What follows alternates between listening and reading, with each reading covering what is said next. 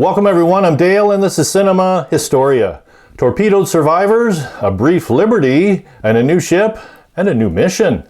This week we're going back to 1943 for an American war film called Action in the North Atlantic, starring Humphrey Bogart, Raymond Massey, Alan Hale Sr., and Julie Bishop, and this is directed by Lloyd Bacon. So, where does our story begin this week? Our story begins on board the SS Northern Star, an American oil tanker in the Atlantic Ocean.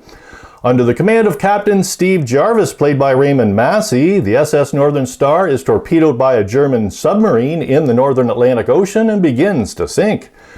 Along with First Officer Joe Rossi, played by Humphrey Bogart, and Alfred O'Hara, played by Alan Hale Sr., Jarvis boards a lifeboat with other crewmen, which is rammed and sunk by the submarine that torpedoed their ship. An air rescue search party finally rescues the survivors after 11 days on a balsa wood life raft.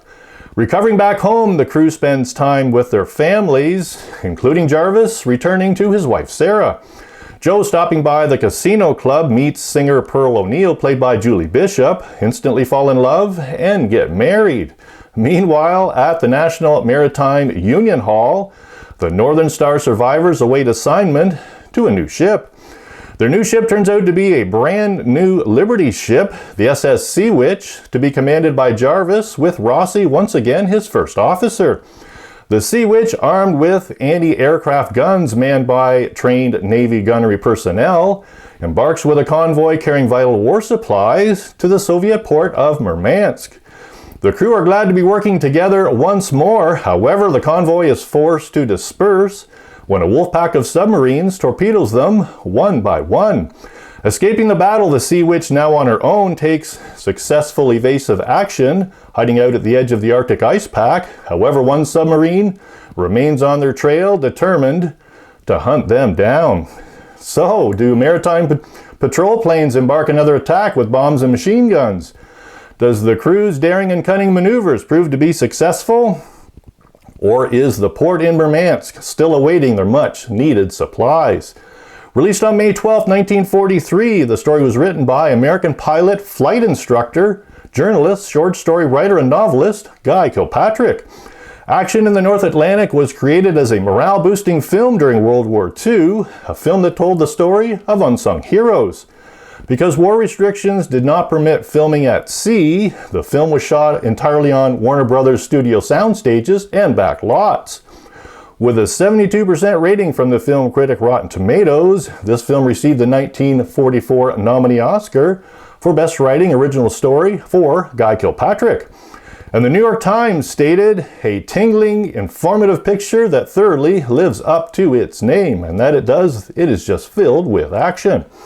And our trivia question this week: did a very famous son come from someone who starred in our film? Did a very famous son come from someone who starred in our film? So, a little more history and the answer to our trivia question coming up next.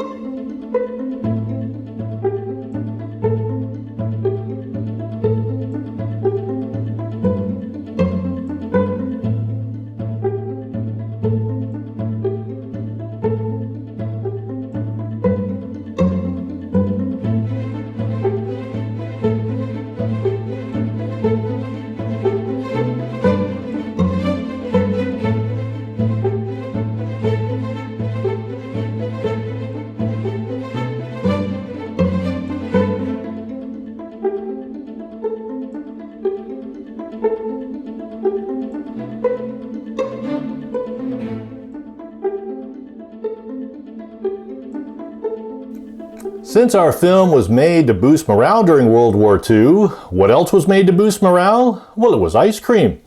And that's the subject of this week's history. So in World War II, the Secretary of War called it morale food for his men in the trenches. World War II further popularized ice cream as the dessert treat that was great for troop morale. During wartime, the United States Armed Forces was the biggest producer of ice cream in America in 1943. In the 1920s, when Prohibition was declared, there became an ice cream boom in America. In fact, many American breweries turned to soda and ice cream to stay in business. By 1930, Americans were eating more than 1 million gallons of ice cream per day, a comfort and diversion they had applied to alcohol. When World War II hit, Americans were going to war and taking their ice cream with them, as the U.S. military offered ice cream to some extent to their soldiers. Due to the popularity, however, the U.S. Navy derived some of the most interesting ice cream-driven projects. One of these projects was the ice cream barge, a vessel employed by the United States Navy in the Pacific theater of World War II. The barge produced ice cream in large quantities to be provisioned to sailors and U.S. Marines. This $1 million craft, acquired from the U.S. Army, was able to create 10 U.S. gallons of ice cream every 7 minutes, or 500 U.S. gallons per shift, and can store up to 2,000 U.S. gallons. These ships were intended to raise the morale of U.S. troops overseas by producing ice cream at a fast rate. The Army built 3 concrete barges of their own, specifically for making ice cream. During the Battle of the Coral Sea in 1942, a damaged aircraft carrier, the USS Lexington, gave orders to abandon ship.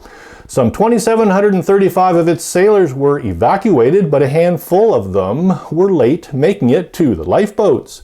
They were busy raiding the carrier's ice cream fridge for one last bite. I don't blame them. When the war ended and dairy rationing was lifted, America celebrated its victory with ice cream, consuming over 20 quarts of ice cream per person in 1946. And today, ice cream is still a morale-boosting treat in all developed parts of the world, with the U.S. producing nearly 900 million U.S. gallons. Amazing. And the largest independent ice cream manufacturer in Canada, well, it's Chapman's Ice Cream, and it started in Markdale in 1973. And if you're looking for a sponsor, you can pay me off in ice cream. Probably cheaper to pay me, though. The trivia question this week, or the answer to the trivia question this week: did a very famous son come from someone who starred in our film? Let's see if you got this one. Yes, the part of Alfred Boats O'Hara was played by actor Alan Hale Sr. Alan, an American actor and director, spanned a career in film that lasted 40 years. Alan acted in 235 theatrical films in total, including co-starring with Errol Flynn in 13 movies. His son, Alan Hale Jr., an American actor and restaurateur, had a television career that spanned 4 decades. He was best known as Captain Jonas Grumby, better known as the Skipper, on the 1960s comedy series Gilligan's Island that ran from 1964 to 1967. He reprised his role in 3 Gilligan's Island TV films and 2 spin-off cartoon series. I used to watch that series in the 60s. It was a great show.